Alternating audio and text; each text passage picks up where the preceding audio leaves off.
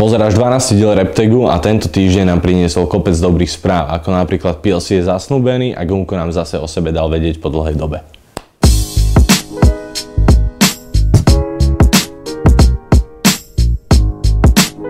Posledné roky už aj naši MCs nejako dospeli a majú svoje polovičky, pridáva sa k ním aj PLC, ktorý požiadal nedávno svoju ženu o ruku.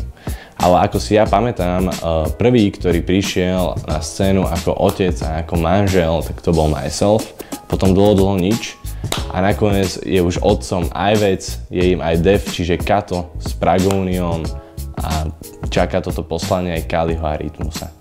Sima má vonku nový klip, na ktorom je hosťuje aj Separ. Tento track je venovaný hejterom, aj keď musím uznať, že asi nebude každého šálka kávy.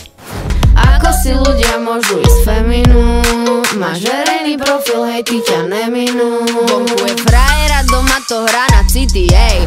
PHS patrí československej rapovej scéne asi ako chrén ku šunke cez Veľkú noc. PHS.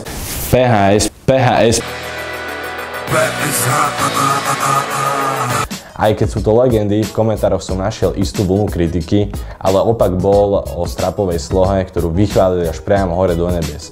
Podľa mňa sa zo Strapa stáva knižný príklad workoholik a nakoľko stíha riešiť a režírovať dubbing filmu Lego 2, do toho ešte stíha nahrávať slohy a jak to ten človek robí? A ja mám stále čo písať, ja mám stále kam strieľať a nebojím sa, že netrafím terč. A furt ma netrapa čísla, ale máme tie čísla, takže zdvíham celú scénu na bench.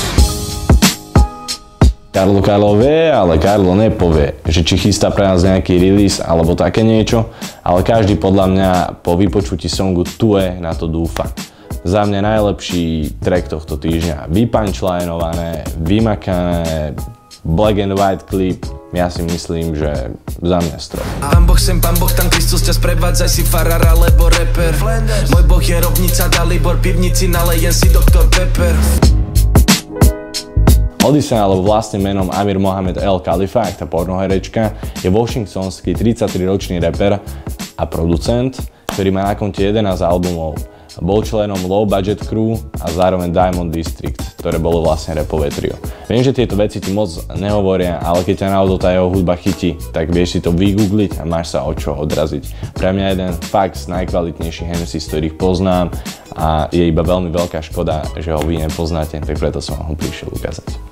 Hope you found it revolting and that was from the back of my mind. See all I try to leave it behind, but I'm speaking from the back of my mind and lie. Témy na dnešný diel Reptagu sme vyčerpali, takže sa vidíme presne takto o týždeň. Nezabudni dať like, keď sa ti to páčilo, odber, ak ešte nás potvrdených nemáš a zazdieľaj to, aby si nás podporil.